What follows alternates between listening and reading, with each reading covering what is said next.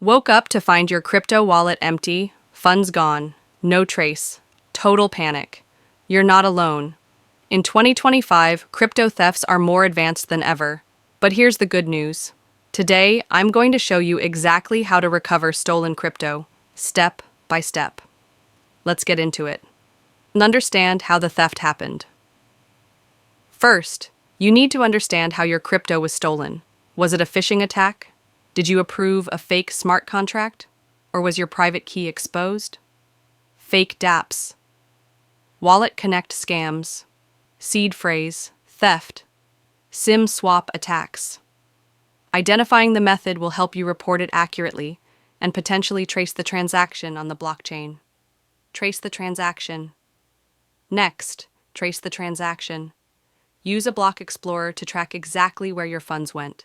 Look for wallet addresses, transaction hashes, and the time of transfer.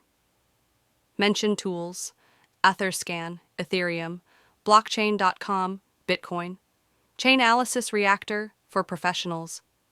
If the stolen funds move to a centralized exchange, there's a small chance you can freeze them, but you'll need proof. Report it immediately. Now, report it fast. Yes, even though crypto is decentralized, many governments are now taking cybercrime seriously. Steps. Report to your local cybercrime unit. Submit a complaint to Interpol or FBI's IC3 if you're in the US. Email the compliance departments of major exchanges, Binance, Coinbase.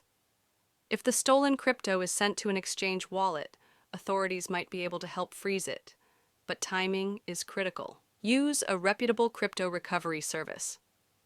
There are blockchain forensics firms that specialize in recovering stolen crypto, but be careful, many fake recovery agents are scammers too.